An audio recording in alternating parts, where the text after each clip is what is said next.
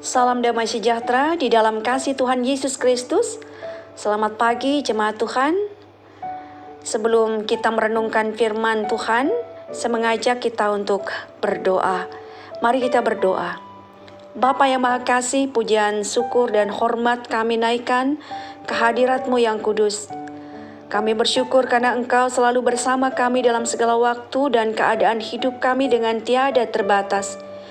Saat ini kami berharap kepada Tuhan, kiranya memberkati kami dengan kuasa kebenaran firman-Mu, sehingga kami semakin bertumbuh dalam pengenalan akan Engkau.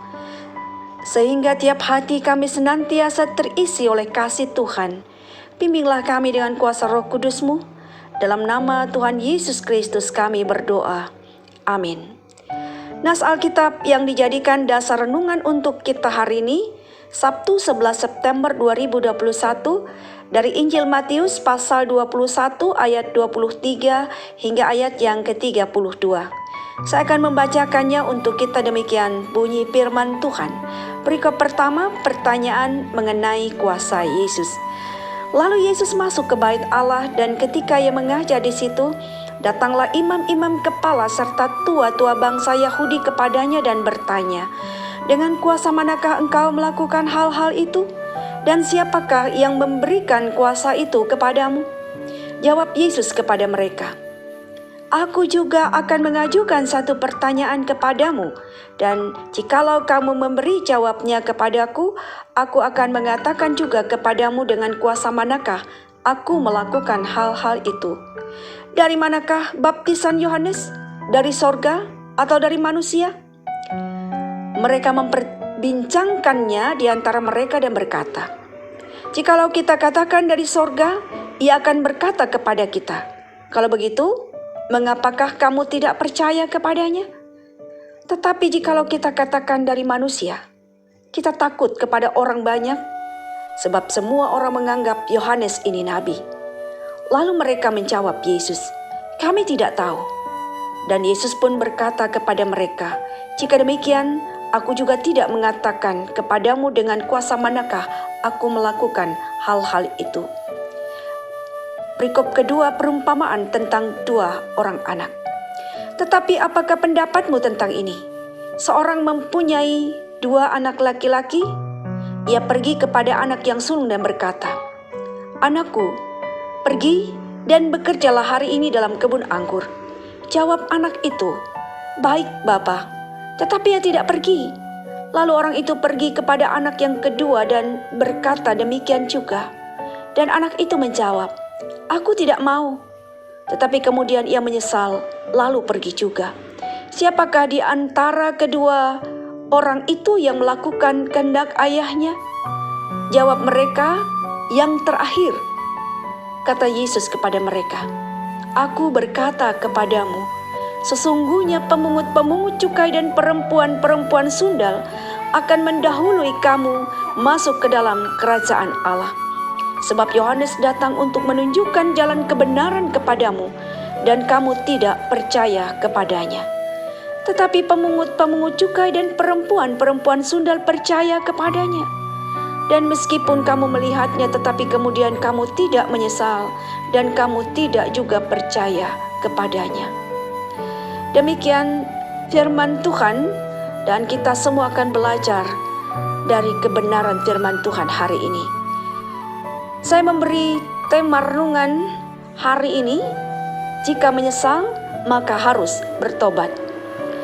Saudara yang dikasihi dalam Tuhan Yesus Kristus, kita diajak untuk memperhatikan dengan sungguh-sungguh betapa Tuhan Yesus tidak berkenan kepada manusia yang datang kepadanya dengan niat hati dan pikiran yang tidak bersih, dengan motivasi yang tidak benar, yang datang kepada Yesus dengan sikap hati yang angkuh dan sombong, karena dipengaruhi oleh status sebagai orang terpandang atau orang terkemuka, apalagi sebagai pejabat rohani yang tahu tentang hukum-hukum agama. Sebab kadangkala ketika datang kepada Yesus, status dan jabatan kehormatan sulit untuk ditanggalkan. Sikap yang arogan dan pasang pengaruh kepada orang lain lebih diperlihatkan. Jauh dari kerendahan hati, apalagi pengakuan akan rasa diri penuh dosa di hadapan Tuhan. Saudaraku yang dikasihi Tuhan, sikap inilah yang telah ditunjukkan imam-imam kepala dan tua-tua bangsa Yahudi ketika datang kepada Yesus yang sedang mengajar di bait Allah. Mereka datang kepada Yesus bukan karena mereka percaya kepadanya, bukan juga karena mereka ingin mendengar kebenaran firman Allah, tetapi mereka datang kepada Yesus karena mereka ingin mempertanyakan tentang kuasa Yesus. Mereka datang kepada Yesus dan bertanya kepadanya, "Dengan kuasa manakah engkau melakukan hal-hal itu? Dan siapakah yang memberikan kuasa itu kepadamu?" Saudara, pertanyaan itu mereka ajukan terkait dengan peristiwa yang telah dilakukan oleh Yesus, yaitu ketika ia menyucikan bait Allah dan mengutuk pohon ara.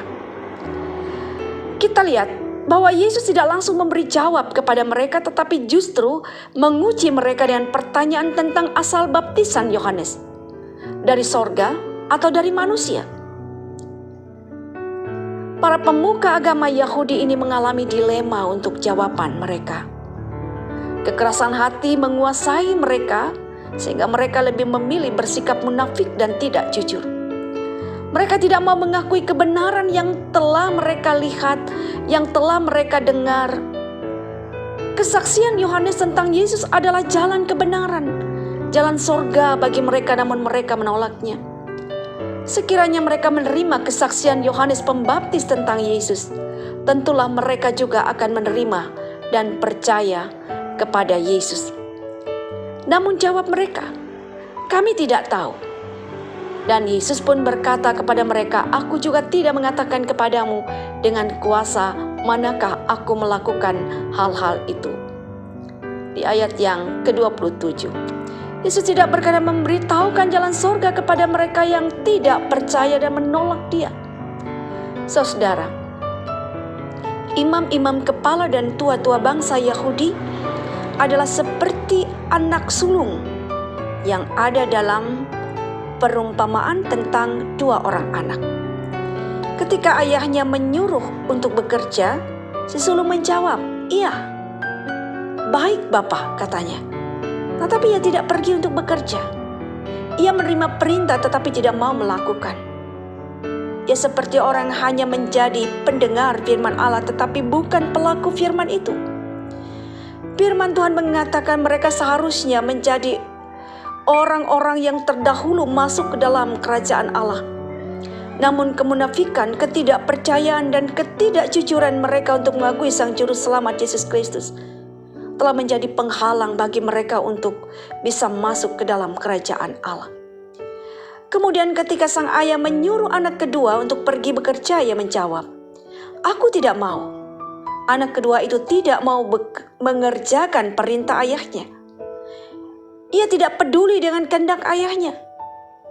Tapi menarik, saudara, anak yang jahat lakunya ini suka memberontak kepada perintah, justru menyesali sikapnya dan memutuskan untuk mengerjakan perintah ayahnya.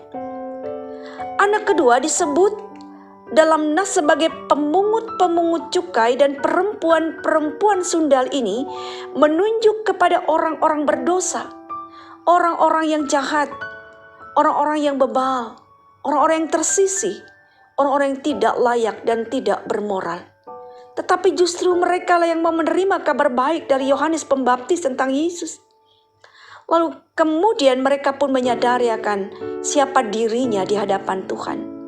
Menyesali dan mengakui segala keburukan diri yang penuh dosa di hadapan Tuhan. Dan mau berbalik arah kepada Tuhan dan meninggalkan cara hidupnya yang lama itu dan menyambut hidup baru di dalam Yesus. Inilah sikap yang benar. Inilah sikap yang membawa mereka menjadi yang terdahulu masuk ke dalam kerajaan Allah.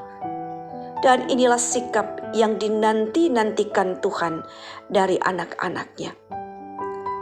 Pesan firman Tuhan bagi kita hari ini. Jika kita menyesal akan dosa dan salah kita di hadapan Tuhan dengan sungguh-sungguh, maka jangan hanya sampai pada sikap menyesal saja. Sebab menyesal saja tidak membuat kita meninggalkan atau melepaskan cara hidup yang lama itu, yang tidak berkenan bagi Tuhan. Karena untuk menjadi manusia baru di dalam Yesus harus melepaskan, harus menanggalkan cara hidup yang lama itu. Jika menyesal, maka harus bertobat. Balik arah atau meninggalkan arah jalan yang dulu. Melepaskan cara hidup yang lama dan berbalik arah dan mengikut jalan Tuhan. Saudara, dalam pertobatan inilah ada pengalaman perjumpaan dengan Yesus, sehingga mengalami perubahan hati dan pikiran secara radikal. Karena perintah dan kehendak Yesus yang bertakhta di hatinya maupun pikirannya. Orang yang bertobat tidak lagi dikuasai oleh pikiran dan hati yang jahat. Karena kehendak dan perintah Tuhan Yesuslah yang memerintah di dalam hati dan pikirannya.